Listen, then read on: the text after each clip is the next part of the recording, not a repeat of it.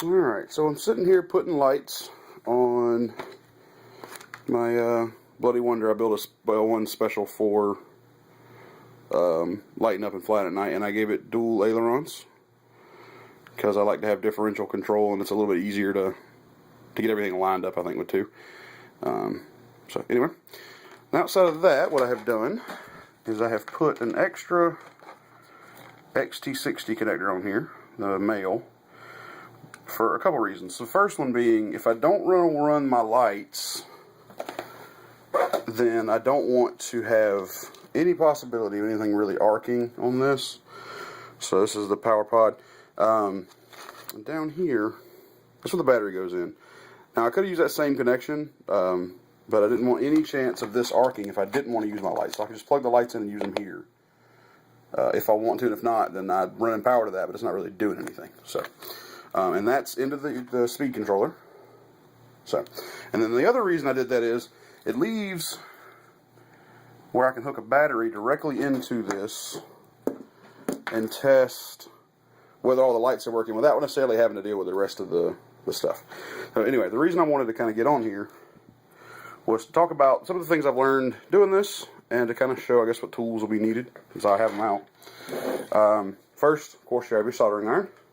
I use a lot of flux. I use this stuff because getting the little points on the boards can be tricky, and especially this is like a solid core wire, so tinning this has always been a problem for me. So the flux makes that easier. Cleaner for the tip of my soldering iron, because I found that flux is filthy. The little, this is Radio Shack. Basically, this little brass steel wool you use to clean everything up with, really sharp. Wire, had this sitting around. Again, Radio Shack, just cut out what you want. Of course, solder. I don't tend to use helping hands. I just have a pair of pliers with a rubber band. This is the way I've kind of always done it, and it works. Heat shrink over there. And so kind of the way this process goes is this wire runs through the top,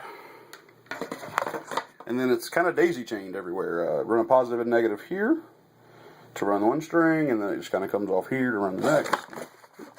And around it goes and runs everything. Now, the process on this for me has been to make sure I have everything tinned, and then I have found that I can actually pretty easily take most of it down and kind of leave one end up and off the board. Use my little plier trick or helping hands if you're into that. And while it's held up, just make the little joint real quick and tape it down. This way I can kind of lay it out without, make it a little easier on me than standard by putting it on the plane, and I'm still not risking burning the plane. And I found that, you can see back here, I've decided I'm going to add lights to the rear of it. I don't have anything. So I use the flux, and it pretty quickly will tin the joint here. And so in this case, I'm going to have to do it on the foam, but that doesn't matter if you do it quick enough, kind of thing.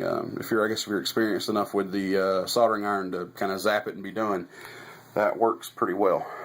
So just kind of want to take a minute, show off kind of what's next, and share some information. So I've still got these points to do up on kind of how this is done. Anybody who sees this who doesn't have a Bloody Wonder from Flight Test yet is missing out.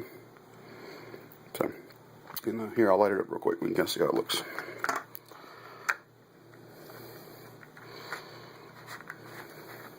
Yeah. So, and I've only got, that's a lot of light.